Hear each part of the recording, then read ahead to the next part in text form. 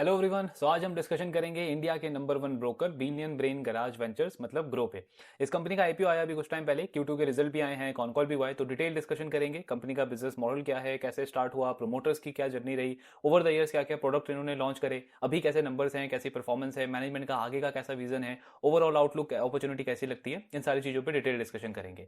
सो grow से थोड़ा सा पर्सनल कनेक्शन भी लगता है मेरे को, बिकॉज मेरी जो सीरियस इन्वेस्टिंग जर्नी है एक तो वो इसके साथ में स्टार्ट हुई, plus I mean career wise भी बहुत कुछ आपका मतलब I don't know, I mean आपने स्टार्टिंग से इसको यूज किया नहीं किया, लेकिन एज ए यूजर अगर आप स्टार्टिंग से हो तो बहुत अच्छा आपका एक लर्निंग एक्सपीरियंस भी होता है, स्पेशली अगर आप कस्टमर फेसिंग रोल में हो, लाइक वेल्थ मैनेजर में हो या इन्वेस्टमेंट मैनेज करते हो आप क्लाइंट्स का, तो आपको बहुत चीजें सीखने को मिलती है। लाइक जैसे इन्होंने 2019 2020 के आसपास आप देखोगे तो इंडस्ट्री में जो बाकी ब्रोकर्स कर रहे थे उसका बिल्कुल उल्टा किया। जनरली आप क्या करते हो किसी भी इंडस्ट्री में इन जनरल, कि अगर आप कोई नया प्रोडक्ट लेकर के आ रहे हो, कोई नया बिजनेस स्टार्ट कर रहे हो, तो पहला प्लान होता है आपका कि मोनेटाइजेशन उसका कैसे करना है, यानी ये प्रोडक्ट आगे चल के हमको रेवेन्यू कैसे बना के देगा। इन्होंने बिल्कुल उसका उल्टा किया। इन्होंने हमेशा फोकस किया कि कस्टमर का मेन पेन पॉइंट क्या है, मोनेटाइजेशन तो बाद में आएगा हमारा, वो अपने आप फॉलो कर लेगा, लेकिन जो मेन पेन पॉइंट है कस्टमर का, उसके अराउंड हम कैसे अपनी best offering, best product solution उनको हम दे सकते हैं। इनफैक्ट अगर आप इनका वो म्यूचुअल फंड वाला वो जो इनका प्रोडक्ट है उसको देखोगे, उससे आज भी इस कंपनी को जीरो रेवेन्यू आता है, और बिजनेस स्टार्ट ही इन्होंने उससे किया था। इनफैक्ट बहुत सारे कस्टमर जो है वो ग्रो के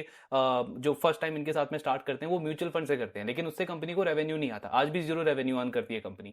बट मॉडल अराउंड उसके उन्होंने ऐसा क्रिएट किया, कस्टमर का एक ट्रस्ट, एक फेथ, एक बिलीव इनके साथ में ऐसा हुआ कि ओवरऑल जो इन्होंने प्रोडक्ट्स लॉन्च करे उससे मोनेटाइजेशन भी आया, और ओवरऑल कोर प्रॉफिटेबिलिटी भी कंपनी की बहुत ज्यादा ग्रो करी है। ये कंपनी स्टार्ट हुई थी आपकी अराउंड 2016 के।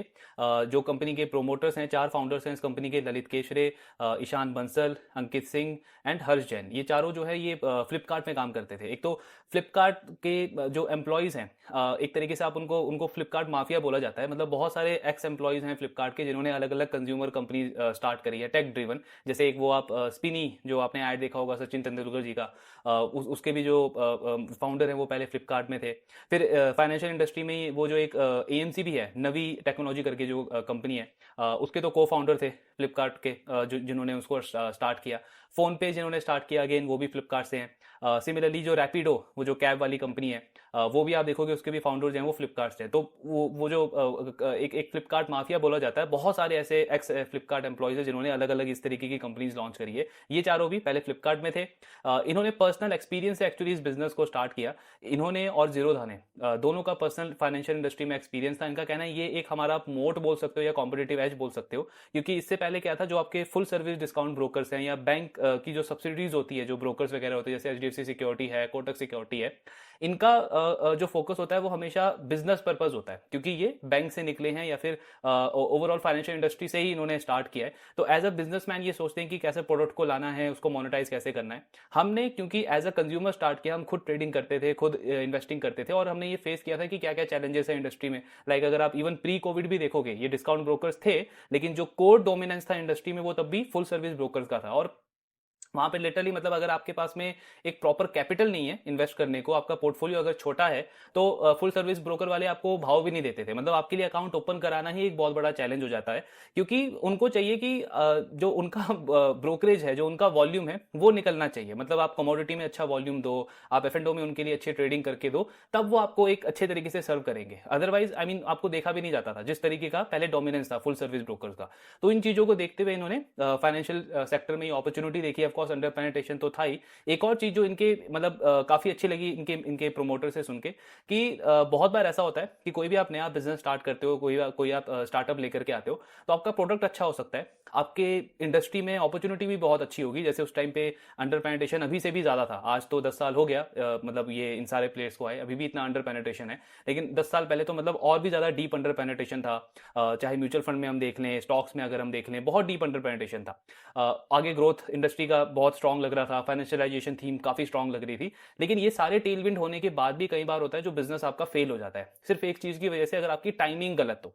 तो जैसे इनका कहना है कि अगर आप वो टाइम देखोगे ना, 2011 से 2015-16 का जो टाइम था जब इन्होंने ये कंपनी को स्टार्ट किया, तो उसमें बहुत सारे ऐसी चीजें थी जिसने इनको कॉन्फिडेंस दिया कि ये सही टाइम है। जैसे वो 4-5 साल का पीरियड अगर आप देखोगे, तो टेक रिलेटेड बहुत सारी ऐसी कंज्यूमर कंपनीज थी जो उस टाइम पे स्टार्ट हुई। जैसे ई कॉमर्स में अमेजॉन तो था ही, फ्लिपकार्ट को आप देख लो, काफी अच्छा टाइम चल रहा था। स्नैपडील था, सिमिलरली आप देखोगे पेटीएम भी लगभग उस टाइम के आसपास स्टार्ट हुआ था, वो भी काफी एक बज क्रिएट कर रहा था। और इससे हो क्या रहा था, जो आपके प्राइवेट इक्विटी है, जो वेंचर कैपिटलिस्ट हैं, जो जहां से फंडिंग आपको मिलती है, वो भी काफी कॉन्फिडेंटली इन सारे नए थीम्स के ऊपर इन्वेस्ट कर रहे थे। तो आपके पास में कैपिटल का फ्लो भी आ गया था, प्लस आपको डॉट्स भी दिख रहे थे इंडस्ट्री में कि कुछ ना कुछ इसमें बड़ा किया जा सकता है। और उसके ऊपर से सबसे बड़ा ग्रो ड्राइवर था आपका वो आधार केवाईसी, मतलब जो बैंक के साथ में जो आधार को लिंक किया गया। इनका कहना है हमारा बिजनेस एग्जिस्ट ही नहीं करता अगर वो चीज नहीं होती गवर्नमेंट की तरफ से। और साथ में एक और टेलविंड आपको मिल गया स्ट्रॉन्ग यूपीआई की वजह से। तो ये सारे कोर टेलविंड्स आए कंपनी के लिए, जहां उनको लगा कि ये सही टाइम है हमको बिजनेस अपना स्टार्ट करना चाहिए। तो 2016 के अराउंड इन्होंने इस कंपनी को स्टार्ट किया। स्टार्टिंग में इनका जो पहला प्रोडक्ट था वो एआई ड्रिवन, मतलब एक इन्होंने एडवाइजरी प्रोडक्ट निकाला था कि कस्टमर को हम एक तरीके का एडवाइस करेंगे उनके इन्वेस्टिंग के लिए, म्यूचुअल फंड इन्वेस्टिंग के लिए, कि आपको कौन कौन सी म्यूचुअल फंड में इन्वेस्ट करना चाहिए। अब इंडियन कंज्यूमर्स में वैसे ही अच्छी चीज भी है, एक मेंटालिटी होती है कि हम बाकी प्रोडक्ट्स में ना थोड़ा सा ट्राई करने को देखते हैं, लेकिन जब पैसों का मतलब जहां पे मामला आता है, मनी जहां पे आपका आपका खुद का जो पैसा है वहां पे लगा होता है, तो वहां पे हम सबसे पहले देखते हैं कि और क्या अदर ऑप्शंस है, मतलब वहां पे अच्छे से चेक करना, अच्छे से क्रॉस वेरीफाई करना, उसकी प्रेफरेंस ज्यादा होती है। तो इनको कंज्यूमर्स की तरफ से बहुत ज्यादा रेजिस्टेंस आया इस चीज के ऊपर, इस प्रोडक्ट के ऊपर, कि मतलब आप ये 3 4 या 5 जो भी म्यूचुअल फंड आप हाईलाइट कर रहे हो, ये किसके बेसिस पे कर रहे हो, और सारे म्यूचुअल फंड हम क्यों नहीं देख पा रहे, मतलब उनका भी परफॉर्मेंस हमको देखना चाहिए, हम सिर्फ इनमें इन्वेस्ट क्यों करें। तो वो प्रोडक्ट इनका अच्छे से क्लिक किया नहीं। तो मई जून में इन्होंने वो प्रोडक्ट स्टार्ट किया था। अक्टूबर नवंबर में इनका कहना है कि हमको वो रियलाइज हो चुका था कि ये प्रोडक्ट क्लिक नहीं कर सकता, हमको एक नया प्रोडक्ट ऐड करना पड़ेगा। एंड फिर इन्होंने 2017 में म्यूचुअल फंड, मतलब म्यूचुअल फंड का एक तरीके से सिर्फ प्लेटफॉर्म इन्होंने लॉन्च किया था, जहां पे आप जैसे मनी कंट्रोल पे आज आप देखते हो ना कि किस फंड की परफॉर्मेंस कैसी है, उसका एक्सपेंस रेशियो कैसा है, फंड मैनेजर कौन है, फंड मैनेजर का पास्ट में परफॉर्मेंस कैसा है, फंड का पास्ट में परफॉर्मेंस कैसा रहा है, कैटेगरी के अगेंस्ट में उसका परफॉर्मेंस कैसा रहा है, ये सारे डेटा, ये सारे इनसाइट्स उस प्लेटफॉर्म पे शो करते थे। ऐप भी नहीं था बाय द वे, वो सिर्फ एक इन्होंने ब्राउजर, एक वेबसाइट इन्होंने बनाई थी उस टाइम पे 2017 के अराउंड, और उसी पे आप वहां पे इन्वेस्ट भी कर सकते थे, मतलब ये सारी इन्फॉर्मेशन भी मिलेगी आपको और वहीं पे आप इन्वेस्ट भी कर सकते थे। तो इनका प्लान था स्टार्टिंग में कि फर्स्ट मंथ में अगर 100 कस्टमर्स हमारे पास में आ गए तो मतलब ये प्रोडक्ट हमारा क्लिक कर जाएगा, बिजनेस हमारा स्केल अप हो जाएगा।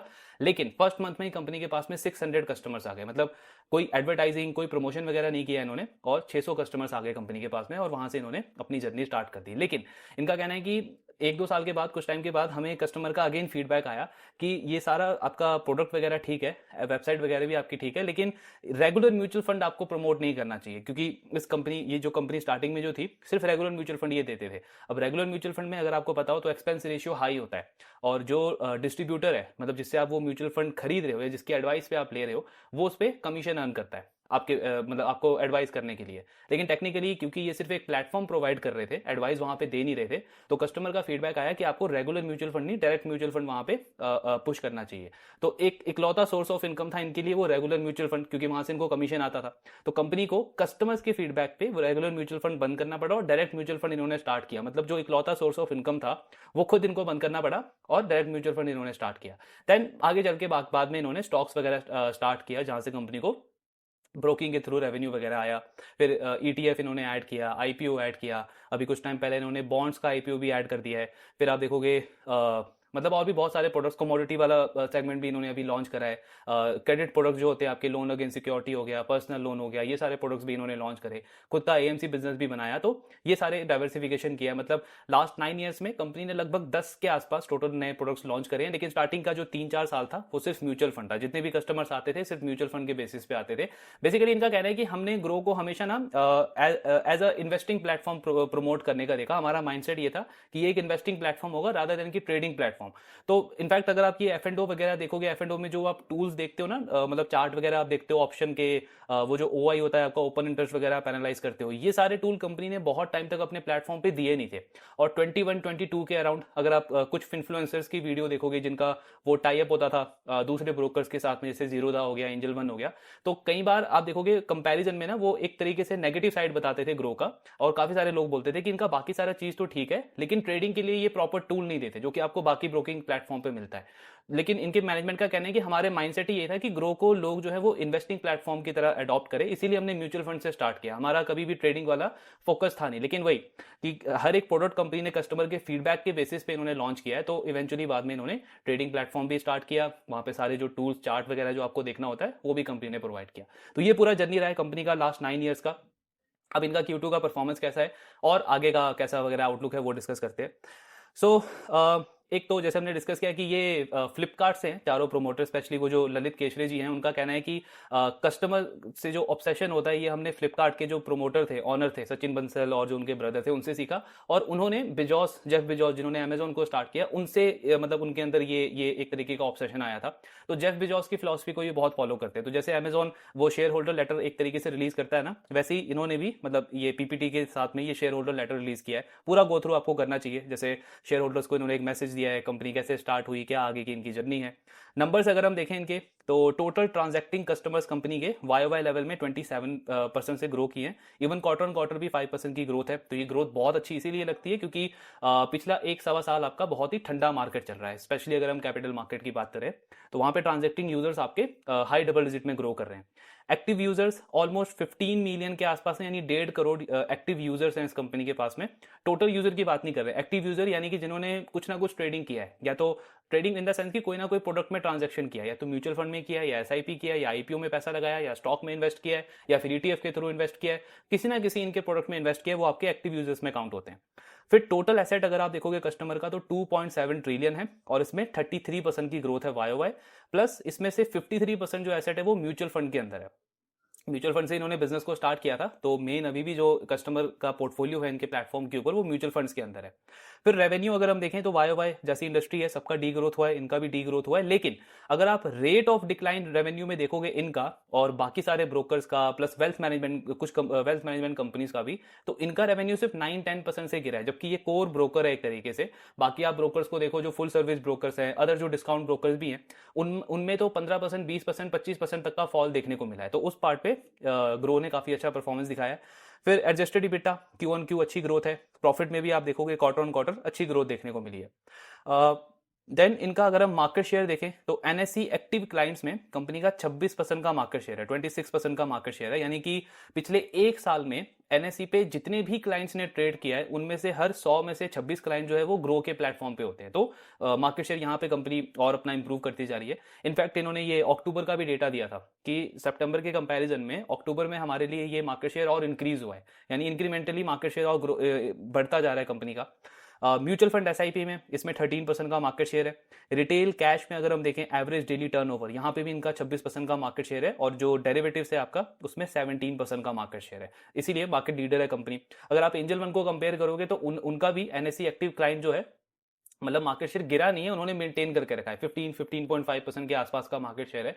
Q3 ऑफ FY25 में उनका लगभग 16% का मार्केट शेयर था, अभी अराउंड 15% के आसपास है। Q3 FY25 से मैं क्यों कंपेयर कर रहा हूं, बिकॉज वही क्वार्टर था जहां पे आपके ये दो रेगुलेशंस आए थे, एक तो ट्रू टू लेबल, दूसरा आपके ट्रेडिंग नॉर्म्स काफी स्ट्रिक्ट कर दिए थे सेबी ने। तो वहां से अगर आप कंपेयर करोगे तो एंजल वन ने भी मार्केट शेयर लूज नहीं किया है। तो ये आपको क्या दिखा रहा है कि चाहे ग्रो हो, एंजल वन हो, इवन आप जीरोधा को देखो, अब स्टॉक्स को देखो, जो टॉप 3-4 आपके डिजिटल ब्रोकर्स हैं, डिस्काउंट ब्रोकर्स हैं, जैसा लास्ट ईयर डिस्कशन हो रहा था कि ये सारे नए रेगुलेशन आने के बाद जो लो क्वालिटी कस्टमर है, जो 10,000 20,000 की ट्रेडिंग के लिए ये डिस्काउंट ब्रोकिंग प्लेटफॉर्म पे जाते हैं, ये जैसे इंडस्ट्री से जाएंगे क्योंकि ट्रेडिंग नॉर्म स्ट्रिक्ट हो रहे हैं, तो ये सारे डिस्काउंट ब्रोकर्स अपने मार्केट शेयर लूज करते जाएंगे। बट आज आप देखोगे तो जो टॉप 4-5 प्लेयर्स हैं, इन्होंने अभी भी या तो मार्केट शेयर को मेंटेन करा है या फिर और मार्केट शेयर अपना गेन करते जा रहे हैं। तो फुल सर्विस ब्रोकर्स अभी भी रेस में कहीं पे दिखते नहीं है जब भी आप टॉप 4-5 प्लेयर्स की बात करते हो। देन बिजनेस मॉडल कैसे वर्क करता है इनका। सो कंपनी का अगर आप रेवेन्यू का 12.5% देखोगे ना, तो इनका कॉस्ट टू सर्व में जाता है। कॉस्ट टू सर्व क्या होता है, मतलब मेरे प्लेटफॉर्म पे जो एग्जिस्टिंग कस्टमर्स हैं उनको जो मेरे को सर्विस देनी होती है, जो भी ट्रेड एग्जीक्यूट करने के लिए जो कंप्लायंस के रिलेटेड जो मेरा खर्चा होता है, एनएससी क्लियरिंग चार्जेस वगैरह जो होते हैं, उसमें मेरा खर्चा जाता है 12.5%। कॉस्ट टू ग्रो मेरा जाता है ये भी लगभग 12.5%। कॉस्ट टू ग्रो मतलब नया कस्टमर मेरे को सिस्टम में लेके आना है, उसके लिए जो ब्रांडिंग करनी है, प्रमोशन करनी है, कोलैबोरेशन करना है इन्फ्लुएंसर्स के साथ में, और जो थोड़ा बहुत मेरा खर्चा है ग्रोथ के रिलेटेड, उसमें मेरा 12.5% खर्चा जाता है। कॉस्ट टू ऑपरेट यानी बाकी जो मेरा ऑपरेशनल खर्चा है, तो रेवेन्यू का 14% मेरा उसमें जाता है। तो यानी ये लगभग 37-38% मेरा ये सारे चीजों में खर्चा जाता है। बाकी का जो 61% है वो मेरा एडजस्टेड इबिटा है। एडजस्टेड इबिटा मतलब ईसॉप को आप इसमें एडजस्ट कर रहे हो क्योंकि वो आपका नॉन कैश एक्सपेंस है, वो कैश गया नहीं है बिजनेस से। तो 61% का मार्जिन ये कंपनी बनाती है। अब इसका मतलब क्या है, ये आपको क्या बता रहा है कि जैसे जैसे पर प्रोडक्ट पेनिट्रेशन इनका बढ़ता रहेगा ना, पर प्रोडक्ट पेनिट्रेशन का मतलब है कि मान लो आज मेरे पास जितने प्रोडक्ट्स हैं उनसे मेरे को 100 रुपए का रेवेन्यू आता है, कल को मैं एक नया प्रोडक्ट ऐड करता हूं तो वो जो नया प्रोडक्ट मैंने ऐड किया उसका कॉस्ट बहुत कम होगा, लेकिन वो जस्ट मैंने सिस्टम पे अपने लॉन्च किया, प्लेटफॉर्म पे मैंने लॉन्च किया, तो 1.5 करोड़ जो मेरे कस्टमर्स हैं उनके पास में उसका एक्सेस आ जाएगा। तो जैसे जैसे उसका पेनिट्रेशन बढ़ता जाएगा, यानी उन 1.5 करोड़ में से जितने ज्यादा कस्टमर्स उसको यूज करते जाएंगे, उसका बड़ा शेयर डायरेक्ट मेरे प्रॉफिट में ऐड होगा, क्योंकि वो इंक्रीमेंटल कॉस्ट नहीं बढ़ने वाला ना, ये सारे कॉस्ट तो मेरे पास मेरे सिस्टम में ऑलरेडी हैं, लेकिन हर एक नया प्रोडक्ट मेरे को बहुत स्ट्रांग ऑपरेटिंग लेवरेज देगा, बहुत स्ट्रांग मार्जिन देगा। तो ये है तो वैसे ब्रोकिंग इंडस्ट्री के अंदर, लेकिन इसको हमें देखना चाहिए एज अ प्लेटफॉर्म बिजनेस, जैसे हम जैगल को देखते हैं, जैसे हम ब्लैक बक को देखते हैं, सीडीएसएल को भी आप देखते हो कि जब इंडस्ट्री अच्छी चलती है तो बहुत स्ट्रांग ऑपरेटिंग लेवरेज मिलता है। तो उस तरीके का मॉडल है कंपनी का। सो ये ओवरऑल कुछ इंटरेस्टिंग चीजें हैं। इसके साथ में इन्होंने ये मतलब कुछ क्वेश्चंस भी एड्रेस करे कि जो इनको लगता है कि कुछ इंपॉर्टेंट क्वेश्चंस होंगे कस्टमर के माइंड, इन्वेस्टर के माइंड में, तो उसको कंपनी ने खुद से हाईलाइट किया है, तो उसको आप गो थ्रू कर सकते हो। वन बाय वन इसको हम डिस्कस भी कर लेते हैं एक बार। तो जैसे कंपनी बता रही है कि 13% जो हमारा quarter on quarter revenue grow किया है उसके क्या बड़े लीवर्स हैं। तो दो तरीके से इनका रेवेन्यू ग्रो करता है। पहला ग्रोथ आता है इनके बिजनेस, इनके रेवेन्यू में आपके एक्टिव यूजर से, मतलब जो आपके प्लेटफॉर्म पे एक्टिव यूजर हैं। अब एक्टिव यूजर में भी दो तरीके से ग्रोथ होती है। एक तो जो नया कस्टमर आप ऑनबोर्ड कर रहे हो, यानी कि नए इन्वेस्टर मैंने जो अपने प्लेटफॉर्म पे लाए वो मोस्टली उनमें से एक्टिव होंगे। दूसरे जो मेरे एग्जिस्टिंग कस्टमर्स थे उनमें से जो एक्टिव रहे एक पर्टिकुलर क्वार्टर में या एक पर्टिकुलर ईयर में, तो उनसे जो रेवेन्यू बनता है, जो भी वो ट्रेडिंग एक्टिविटी करते हैं उनसे मेरे को एक रेवेन्यू आता है। दूसरा रेवेन्यू ग्रोथ आता है कंपनी के एग्जिस्टिंग कस्टमर से जब उनका पेनिट्रेशन बढ़ता है। ये भी अगेन दो तरीके से होता है। पहला कैसे होगा, तो एग्जिस्टिंग कस्टमर मान लो आज मेरा सिर्फ स्टॉक में इन्वेस्ट कर रहा है, तो वो मुझे सिर्फ कैश में ब्रोकरेज दे रहा है। कल को चल के अगर वो F&O में इन्वेस्ट करता है तो मेरे को वहां से भी ब्रोकरेज आना स्टार्ट हो जाएगा। कल को वो चल के मेरे से लोन लेता है, पर्सनल लोन लेता है, या फिर इनका एक और जो प्रोडक्ट है लोन अगेंस्ट सिक्योरिटी वो लेता है, तो उससे भी रेवेन्यू आएगा। तो पर कस्टमर पेनिट्रेशन जैसे बढ़ेगा वहां से रेवेन्यू आएगा एग्जिस्टिंग कस्टमर में। दूसरा, एग्जिस्टिंग कस्टमर का टिकट साइज जैसे बढ़ेगा वहां से भी ग्रोथ आएगा, वहां से भी रेवेन्यू आएगा। यानी एग्जांपल के लिए अगर पिछले साल कोई कस्टमर है जो पूरे महीने में सिर्फ 30,000 का ट्रांजेक्शन करता था मेरे प्लेटफॉर्म पे, तो मेरे को ब्रोकरेज उतने का आता था। अब इस साल अगर वो 40,000 का ट्रांजेक्शन कर रहा है तो मेरा जो ब्रोकरेज है उस कस्टमर से बढ़ जाएगा, क्योंकि 30,000 से 40,000 चला गया, टिकट साइज बढ़ गया। तो ये दोनों चीजों की वजह से कंपनी का ग्रोथ आता है किसी भी एक पर्टिकुलर क्वार्टर में।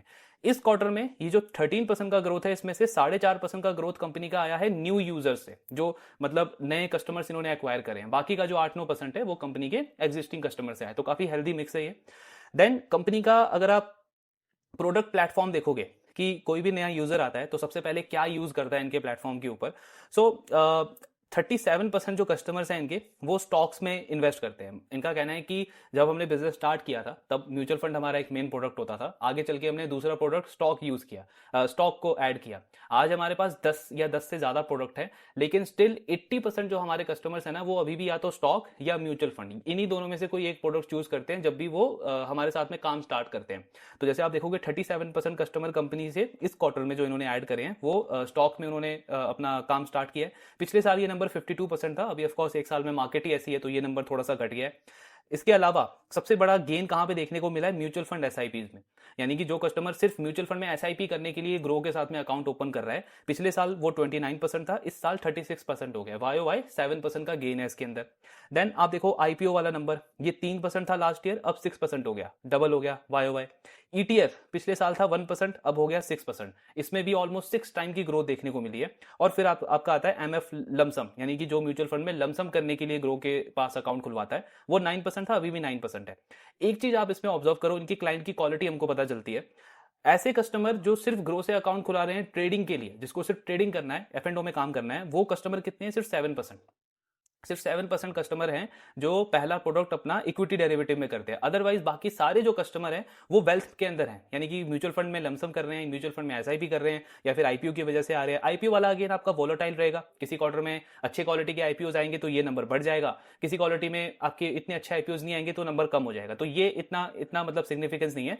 लेकिन मेनली आप देखो ETF, stocks, mutual fund SIP और म्यूचुअल फंड लमसम, इनके रिलेटेड कस्टमर सबसे ज्यादा आते हैं इस कंपनी के पास में। तो मतलब ऐसा नहीं है कि लो क्वालिटी कस्टमर है कि सिर्फ ट्रेडर ही आ रहा है, स्पेकुलेटर ही आ रहा है, हाई क्वालिटी कस्टमर सब ग्रो के पास में काफी ज्यादा है। देन और इन्होंने दिखाया है रेवेन्यू शेयर कि हर एक प्रोडक्ट से रेवेन्यू मिक्स कैसा है, स्पेशली ऐसे मार्केट में जहां पे इन्वेस्टर को ज़्यादा डर होता है कि क्या ट्रेडिंग नॉर्म्स आपके स्ट्रिक्ट होते हैं तो ब्रोकर्स को, मतलब इन जैसी कंपनी को ज़्यादा इंपैक्ट पड़ेगा। तो उनका रेवेन्यू मिक्स आप देखोगे, इक्विटी डेरिवेटिव से कंपनी को 57% रेवेन्यू आता है। इक्विटी डेरिवेटिव इन्होंने कुछ टाइम पहले तक तो था भी नहीं, कुछ साल पहले तक, लास्ट 2-3 साल में इसका रेवेन्यू मिक्स काफ़ी तेजी से इंक्रीज हुआ है। तो 68% था पिछले साल, इस बार 57% है। वाई तो कम हुआ है, क्यों हुआ है हमको पता है, T2 लेवल और जो ट्रेडिंग नॉर्म्स आपके स्ट्रिक्ट हुए हैं। इसके अलावा स्टॉक से कंपनी को 19% रेवेन्यू आता है, पिछले साल था 15%। ये एक स्टेबल रेवेन्यू है, मतलब इसकी वॉलेटिलिटी इतनी ज्यादा नहीं है। फिर फ्लोट इनकम आता है कंपनी को 7%। फ्लोट इनकम जैसे आपने ट्रेडिंग अकाउंट में पैसा रख दिया है, कैश पड़ा हुआ है आपका, तो उससे जो ब्रोकर को इंटरेस्ट इनकम आता है उससे 7% है। पर्सनल लोन और लैस, लोन अगेंस्ट सिक्योरिटी यानी क्रेडिट प्रोडक्ट्स, ये कंपनी के लिए कितना कंट्रीब्यूट करते हैं, 6%। लास्ट ईयर कितना था, 5%, तो ये भी इंक्रीज हुआ है। फिर ट्रेजरी, वो तो आपका है ही 5% के आसपास। इसके बाद में एमटीएफ इन्होंने लास्ट ईयर ही स्टार्ट किया था, और आप देखो 1% से 5% का कॉन्ट्रीब्यूशन इसका हो गया, यानी कि 5 टाइम इसमें इंक्रीज हुई है। मोस्ट इंपॉर्टेंटली जो आपके दो नए प्रोडक्ट्स हैं, ये एक तो ये क्रेडिट प्रोडक्ट और दूसरा एमटीएफ, ये दोनों पिछले साल आपका सिर्फ अराउंड 6% के आसपास कंट्रीब्यूट करते थे। इस साल इनका कंट्रीब्यूशन है 11%, यानी वाई नए प्रोडक्ट्स का कंट्रीब्यूशन ऑलमोस्ट डबल हो गया। तो इसका मतलब क्या है कि जो नए यूजर मेरे प्लेटफॉर्म पे हैं, जो पुराने यूजर मेरे प्लेटफॉर्म पे हैं, वो स्टॉक, ईटीएफ के अलावा और जो मेरे अदर प्रोडक्ट्स मैंने लॉन्च करे हैं उसमें भी अपना पार्टिसिपेशन बढ़ा रहे हैं। तो यही मेन रीजन है इन कंपनीज का कि आगे चल के इनको स्ट्रॉन्ग ऑपरेटिंग लिवरेज मिल सकता है। एंड एक और चीज हमको समझ के आ रही है कि डेरिवेटिव से डिपेंडेंसी कंपनी की धीरे धीरे कम हो रही है, इतना ज्यादा रिस्क नहीं है कंपनी के रेवेन्यू पे। देन रेवेन्यू पर ब्रोकिंग ऑर्डर भी कंपनी का जो है वो इसमें तो डिक्रीज हुआ है F&O वाले में, वही सेम रीजन की वजह से, लेकिन कैश में इंक्रीज हुआ है। कैश में इंक्रीज होने के दो रीजन है। पहला तो कंपनी का जो एवरेज ऑर्डर पर वैल्यू है वो ग्रो हुआ है 66% से। पिछले साल था 35,000, इस बार हो गया 59,000, यानी कि एक कस्टमर, मतलब एक जो ट्रांजेक्शन इनके प्लेटफॉर्म पे होता था वो पिछले साल होता था 35,000 का, इस साल होता है 59,000 का, तो लगभग उसमें 66% की ग्रोथ है। तो इसलिए कंपनी का कैश वाले सेगमेंट से पर ऑर्डर रेवेन्यू इंक्रीज हो गया। दूसरा रीजन है कंपनी ने प्राइसेस इंक्रीज करे। ये सेम एंजल वन ने भी किया था लास्ट ईयर, जब सेबी अपने नए रेगुलेशंस लेकर के आया था, तो इन्होंने भी ब्रोकरेज थोड़ी सी इंक्रीज कर दी कैश में, तो वहां से भी पर ऑर्डर वैल्यू कंपनी का इंक्रीज हुआ है। फिर एमटीएफ वाला बुक अगर हम इनका देखें तो अभी अराउंड 1600 करोड़ का है। इन्होंने लास्ट ईयर इसको स्टार्ट किया था, तब था लगभग 400 करोड़ का बुक था। तो 1 ईयर में नियरली 4x इसमें ग्रोथ देखने को मिली है पिछले एक साल के अंदर। और अभी भी सिर्फ 78,000 या फिर आप बोलो 80,000 के आसपास टोटल कस्टमर्स हैं जो उसको यूज करते हैं। तो इसका एक्चुअल पेनिट्रेशन अगर आप देखोगे ना तो बिलो 1% है, क्योंकि इस कंपनी के पास में 1 करोड़ से ज्यादा कस्टमर्स हैं जो कैश में काम करते हैं। अब जो कैश में काम करता है वही आपका एमटीएफ यूज करेगा। तो मेरे पास 1 करोड़ से ज्यादा कस्टमर्स हैं जो कैश में काम करते हैं, कैश मार्केट के अंदर, लेकिन सिर्फ 80,000 कस्टमर्स हैं जो एमटीएफ अभी यूज कर रहे हैं। तो जैसे हमने वो आनंद राठी स्टॉक ब्रोकिंग को डिस्कस किया था कि वो कंपनी का आईपीओ लाने का मेन पर्पस ही यही था कि उनको एमटीएफ का पेनिट्रेशन बढ़ाना है। आज सिर्फ 8-9% है, लेकिन कंपनी उसको और ज्यादा कस्टमर्स तक लेके जाना चाहती है। लगभग 50% का ग्रोथ वो कंपनी टारगेट कर रही है अपने एमटीएफ बुक के अंदर सिर्फ अगले 6 महीने में, यानी कि Q3 प्लस Q4 के अंदर। और इनका एक साल में ऑलरेडी 4x हो चुका है और पेनिट्रेशन बिलो 1% है। 1% कस्टमर भी अभी इनका ये यूज नहीं करता। और मैनेजमेंट ने क्या बोला है कि आगे चल के जो हमारे स्टॉक्स का, यानी कि कैश मार्केट में हमारा जो एवरेज डेली टर्नओवर में मार्केट शेयर है ना, उतना मार्केट शेयर, उसके आसपास का मार्केट शेयर हम देखते हैं अपना एमटीएफ में। एमटीएफ तो जस्ट इन्होंने अभी स्टार्ट किया है। तो जैसे जैसे इसका पेनिट्रेशन बढ़ेगा कंपनी का ग्रोथ तो आएगा, रेवेन्यू तो ग्रो करेगा, लेकिन आप देखो मार्जिन और प्रॉफिटेबिलिटी पे कितना ज्यादा ग्रोथ देखने को मिल सकता है। तो इसका पेनिट्रेशन का स्कोप अभी काफी बड़ा है। फिर इन्होंने कमोडिटी भी ऐड करी है। कमोडिटी भी इन्होंने सितंबर में स्टार्ट किया है। तो अभी कंपनी कह रही है कि हमारा मंथली बेसिस पे, सॉरी डेली बेसिस पे 7 to 8,000 यूजर जो हैं वो डेली ट्रांजैक्ट करते हैं। जस्ट इन्होंने सितंबर के एंड में स्टार्ट किया है। इससे रेवेन्यू अभी कंपनी का लेस देन 1% आता है, लेकिन इसका भी स्कोप बहुत है, क्योंकि एक तो 8 से 10 ऑर्डर पर यूजर डेली बेसिस पे कर रहा है। एक जो यूजर है वो 8 से 10 ऑर्डर डेली बेसिस पे कर रहा है, यानी वॉल्यूम ग्रोथ मुझे मिलेगा। दूसरा, इसका भी तो पेनिट्रेशन बढ़ेगा ना, मतलब 1.5 करोड़ कस्टमर्स में से अभी सिर्फ 7-8 हजार कस्टमर्स हैं जो डेली बेसिस पे ट्रांजैक्ट करते हैं। तो ये ट्रांजैक्शन नंबर भी बढ़ेगा कमोडिटी के अंदर, तो वो भी मेरा ग्रोथ का एक बड़ा लीवर होगा। फिर इनका जो क्रेडिट बिजनेस है उसमें डिसबर्समेंट में 58% की ग्रोथ है अभी, और मेन उसमें ग्रोथ देखने को मिल रहा है आपका लोन अगेंस्ट सिक्योरिटी के ऊपर। देन ये वेल्थ मैनेजमेंट के अंदर भी एंटर कर रहे हैं, इसको भी बाद में डिस्कस करेंगे एंड में कंपनी के कॉन कॉल के साथ में। और इन्होंने नए प्रोडक्ट्स लॉन्च करे हैं, जैसे एक ये ट्रेडिंग प्लेटफॉर्म इन्होंने लॉन्च किया 915 बॉन्ड्स का आईपीओ लॉन्च किया जो हमने अभी डिस्कस किया। फिर कंपनी कह रही है कि इनका मतलब ये कॉस्ट क्यों इंक्रीज हो गया, तो ये फुल ईयर बेसिस पे देखना चाहिए। ब्रांडिंग कॉस्ट थोड़ा सा इंक्रीज हुआ है। बाकी तो ओवरऑल यही है, ये बाकी सारी चीजें हमने डिस्कस कर ली हैं।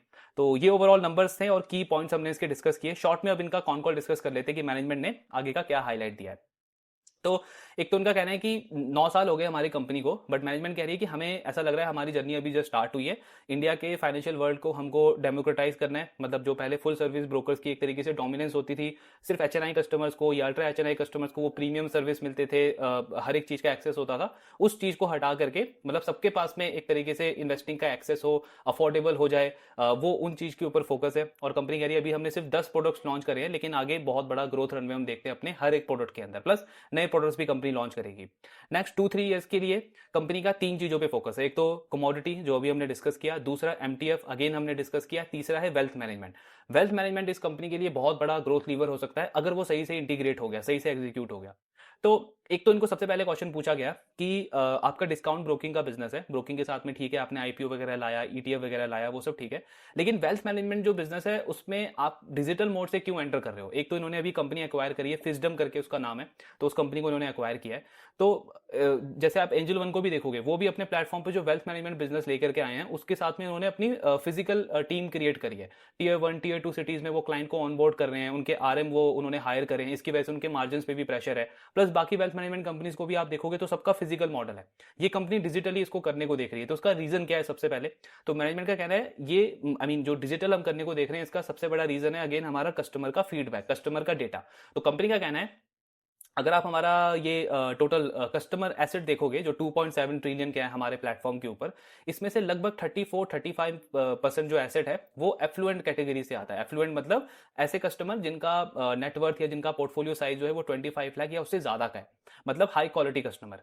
प्लस कंपनी कह रही है हमारे एक्टिव यूजर यानी हमारे प्लेटफॉर्म पे जो एक्टिव यूजर्स हैं इनमें वाई ग्रोथ रही है 20%, और हमारे एफ्लुएंट कस्टमर्स की ग्रोथ रही है 50-52%। यानी एक्टिव कस्टमर्स को ऑलमोस्ट 2 टाइम आउट परफॉर्म किया है, more than 2 time out perform किया है हमारे एफ्लुएंट कस्टमर्स ने। तो आज हमारे प्लेटफॉर्म पे सिर्फ ऐसे कस्टमर नहीं है जो 10,000 की एसआईपी कर रहे हो, 5,000 की एसआईपी कर रहे हो, 100 रुपए 200 रुपए की ट्रेडिंग इन्वेस्टिंग कर रहे हो। हमारे प्लेटफॉर्म पे जो रियल एचएनआई कस्टमर्स हैं, एफ्लुएंट कस्टमर्स हैं, वो हमारे प्लेटफॉर्म पे ऑनबोर्डेड हैं, काफी ज्यादा पार्टिसिपेशन है उनका, और उनको केटर करने के लिए उनकी तरफ से ये रिक्वेस्ट आई है, उनकी तरफ से ये फीडबैक आया कि हमको वेल्थ मैनेजमेंट की सर्विसेज भी स्टार्ट करनी चाहिए। सेम जैसे कुछ टाइम पहले हमको ईटीएफ के लिए आया, कुछ टाइम पहले हमको वो डायरेक्ट म्यूचुअल फंड के लिए आया था, स्टॉक्स के लिए आया था, फिर आईपीओ के लिए आया था। ये सारी चीजें जैसे फीडबैक आई उसी के बेसिस पे हमने ये लॉन्च किया है। और कंपनी कह रही है कि ये डिस्काउंट ब्रोकिंग से पहले आपका जो ये स्टॉक वगैरह में जो इन्वेस्टिंग होता था, म्यूचुअल फंड में जो इन्वेस्टिंग होता था, ये सब भी तो फिजिकल होता था, बट आज के टाइम पे डिजिटल जो है वो एक न्यू नॉर्मल बन चुका है। तो सेम चीज हमारा विजन है इसके ऊपर भी। अभी इन्होंने क्लियर रोड मैप इसका बताया नहीं है क्या इनका पाथ होगा वेल्थ मैनेजमेंट को ग्रो करने का, लेकिन एक डेटा इन्होंने दे दिया है कि 35% एसेट आपका एफ्लुएंट को बिलोंग करता है, और जितने भी आप नए कस्टमर ऑनबोर्ड कर रहे हो उसमें से डबल रेट से आपके एफ्लुएंट कस्टमर की ग्रोथ चल रही है। यानी जो एफ्लुएंट एचएनआई जिनको मोतीलाल ओसवाल केटर करता है अपने वेल्थ मैनेजमेंट के बिजनेस में, नुआमा केटर करता है अपने एचएनआई वाले कैटेगरी के अंदर, उस कैटेगरी के कस्टमर्स लगभग इनके प्लेटफॉर्म के ऊपर ऑनबोर्ड होते जा रहे हैं। तो इसीलिए कंपनी इस सेगमेंट के अंदर एंटर कर रही है। अब ये जो कंपनी है फिजडम, जो वेल्थ मैनेजमेंट कंपनी एक्वायर करी है इन्होंने, ये रेवेन्यू मॉडल इनका डिस्ट्रीब्यूशन बेस्ड है, मतलब 4-5 प्रोडक्ट्स ये डिस्ट्रीब्यूट करते हैं, जैसे म्यूचुअल फंड है, पीएमएस है, एआईएफ है, इंश्योरेंस है, अनलिस्टेड सिक्योरिटीज है। तो मेनली 4-5 प्रोडक्ट्स ये अपने ये वेल्थ मैनेजमेंट के क्लाइंट्स को डिस्ट्रीब्यूट करते हैं और वहां से कमीशन मिलता है।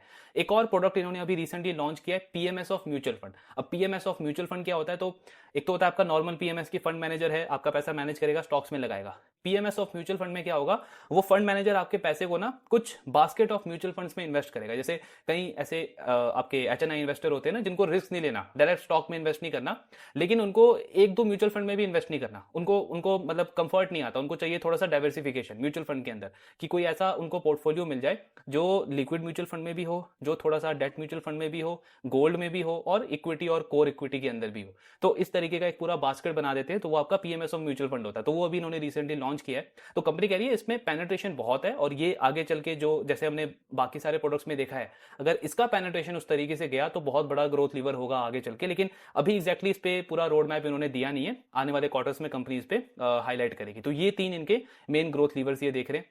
फिर रेवेन्यू स्प्लिट कैसे रहेगा? तो अभी तो हमने देखा कि 70% से 60% रेवेन्यू कंपनी का एफ एंड ओ पे आ चुका है, ऑलरेडी कम हो चुका है। आगे चल के कंपनी कह रही है ओवरऑल ब्रोकिंग का रेवेन्यू ही हमारा 50% या अराउंड 50% हो जाएगा।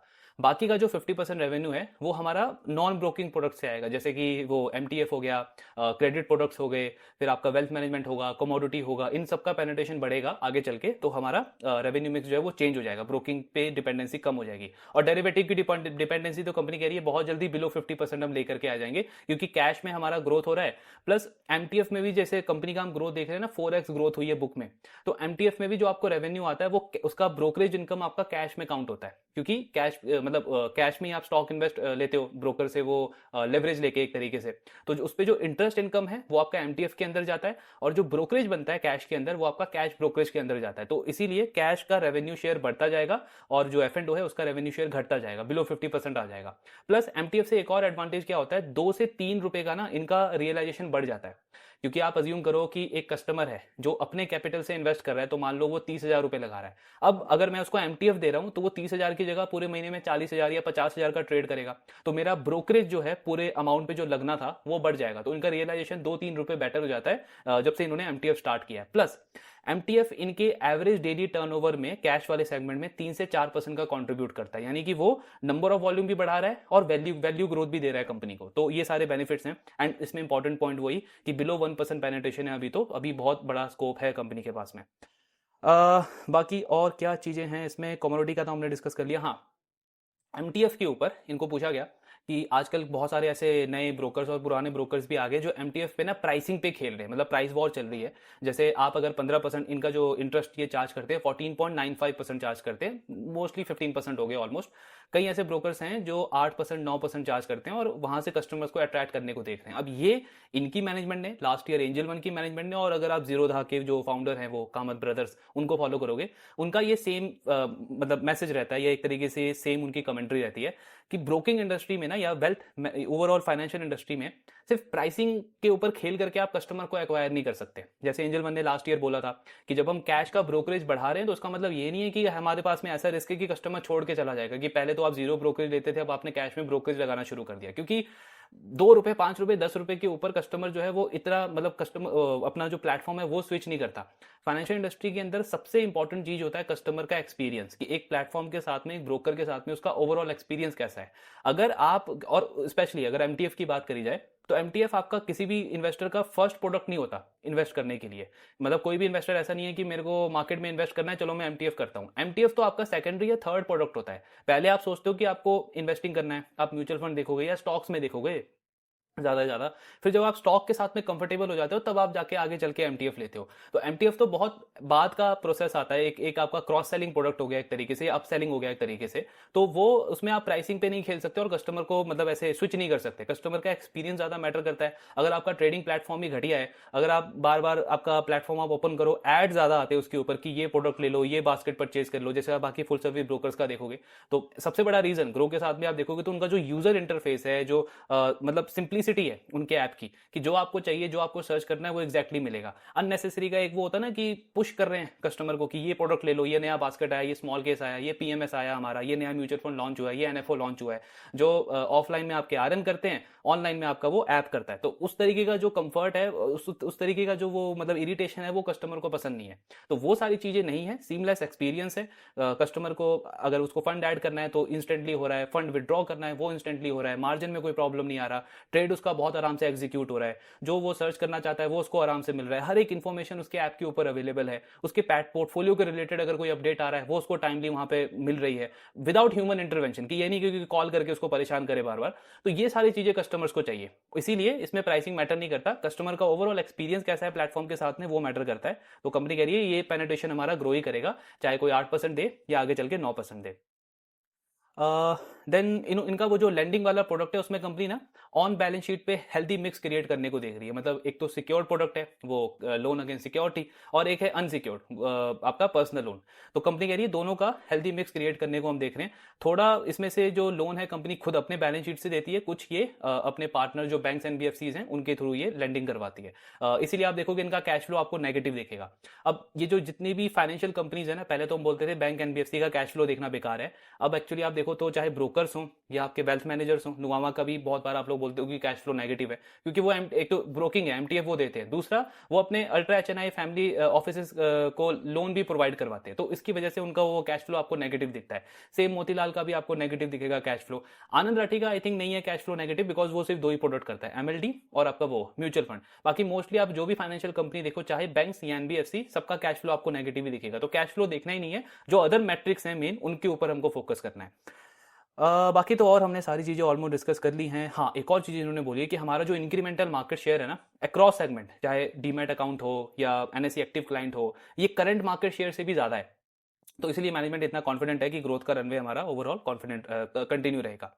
सो ये ओवरऑल डिस्कशन था ग्रो के ऊपर। नंबर्स ठीक ठाक है, क्यू ऑन क्यू ग्रोथ देखने को मिली है कंपनी की, प्रॉफिटेबिलिटी में तो अच्छी इंप्रूवमेंट है, प्लस आगे चल के जैसे आप मार्केट शेयर इनका अट्रैक्शन देख रहे हो हर एक सेगमेंट में, तो उसको बहुत अच्छा लगता है, इंडस्ट्री का लीडर है। अब of course I mean PE आप देखोगे तो लगेगा कि बाकी ब्रोकिंग कंपनी से, बाकी कैपिटल मार्केट कंपनी से बहुत प्रीमियम पे ट्रेड कर रहा है, 52 53 का पीई है। तो एक तो पहला पॉइंट ये है कि आई मीन बेटर अप्रोच है कि थोड़ा सा 2-3 क्वार्टर इसको देख लिया जाए कि आगे का परफॉर्मेंस कैसा रहता है, ट्रेंड इनका कैसा रहता है।